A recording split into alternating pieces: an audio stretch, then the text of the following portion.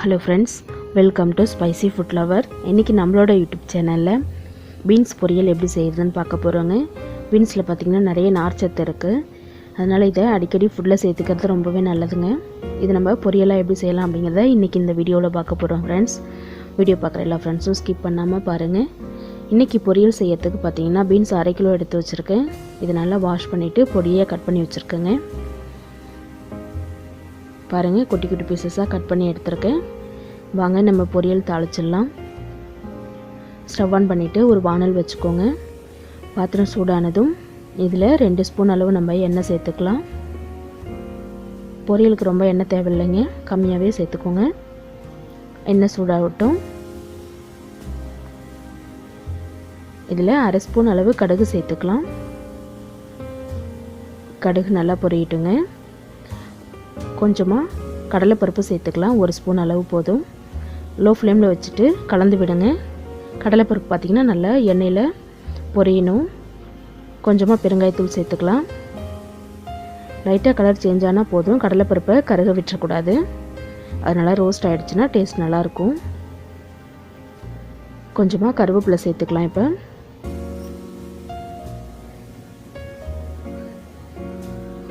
கருவேப்பிலை சேர்த்துட்டு நல்லா மிக்ஸ் பண்ணி விட்டுருங்க. அடுத்ததாக பொரியலுக்கு தேவையான ஆனியன் சேர்த்துக்கலாம். ஒரு பெரிய வெங்காயம் எடுத்து குட்டி குட்டியாக கட் பண்ணி வச்சுருக்கேங்க. அந்த வெங்காயம் சேர்க்கோங்க. பொரியலில் ஆனியன் அதிகமாக சேர்த்துக்கிறது ரொம்பவே நல்லதுங்க, டேஸ்ட்டும் நல்லாயிருக்கும். வெங்காயம் நல்லா 2 நிமிஷம் வதங்கட்டும். ஆனியன் வதங்கிறதுக்கு பார்த்திங்கன்னா கொஞ்சமாக உப்பு சேர்த்துக்கலாம். 1/4 டீஸ்பூன் அளவு உப்பு சேர்த்துக்கோங்க. ஆனியனுக்கு மட்டும் சேர்த்துக்கோங்க. நம்ம காய் சேர்த்துட்டு காய்க்கு தேவையான உப்பு சேர்த்துக்கலாம்.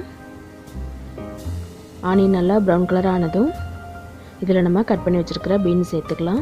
பாருங்கள், நல்ல வெங்காயம் வதங்கிடுச்சு. இப்போ நம்ம வாஷ் பண்ணி எடுத்து வச்சுருக்கிற பீன்ஸை சேர்த்துக்கோங்க.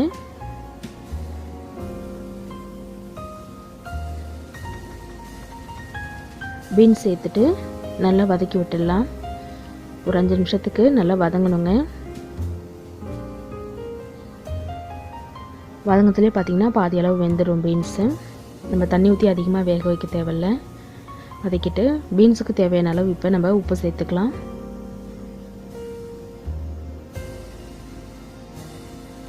அரை ஸ்பூன் அளவுக்கு உப்பு சேர்த்துக்கலாங்க.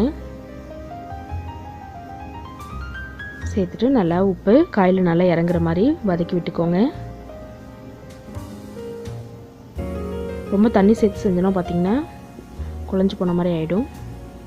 நல்லா காய் வதங்கினதுக்கப்புறமா 1 ஸ்பூன் அளவு மிளகாய் தூள் சேர்த்துக்கலாம். மிளகாய் தூள் சேர்த்துட்டு நல்லா மிக்ஸ் பண்ணி விடுங்க. கலந்து விட்டுட்டு அந்த வாசனை போகிற அளவுக்கு நல்லா கலந்து விட்டுக்கலாம்.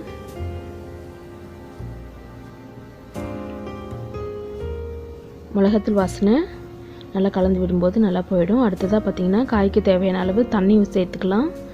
தண்ணி பார்த்திங்கன்னா நம்ம கையால் தெளித்து விடுற அளவு தாங்க இருக்கணும்.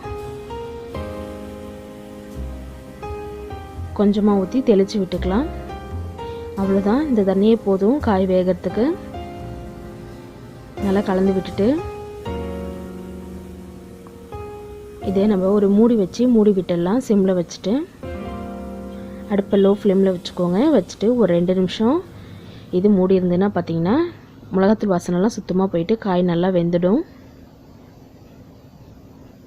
பாருங்கள், தண்ணி ஃபுல்லாக இழுத்துட்டு காய் நல்லா வெந்துடுச்சு.